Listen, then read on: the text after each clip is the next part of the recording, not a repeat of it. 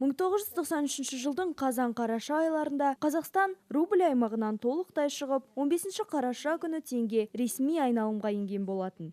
Бұл теңгенің тарихы үшін әжептәуір уақыт. Егемендікті енді ғана алған жас мемлекеттің қаржы жүйесі құрылып, бүгінде қарыштап дамып келеді. Сегодня в нашем государстве отмечается очень знаменательный день.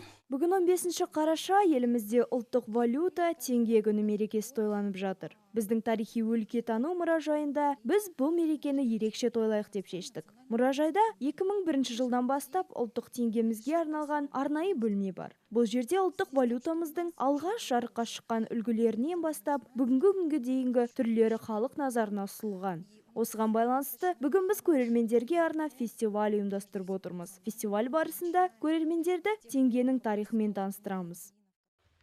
Осыдан 25 жыл бұрын қазақ елі ұлттық валютасын айналымға шығарғанда үміт пен күдік таласқаны рас. Дегенмен, теңге уақыт ағымына сай өз өміршеңдігін көрсетті. Теңге мерекесі де жыл сайын жоғары деңгейде аталып өтіледі.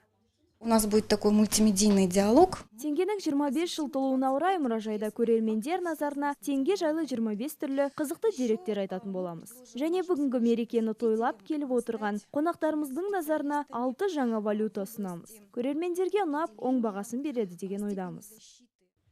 Фестиваль форматында өткен мереке барысында көрермендер теңгенің тарихына үңіліп, 25 жыл толуына орай мұражайдың ғылыми қызметкерлері 25 қызықты дерек ұсынды.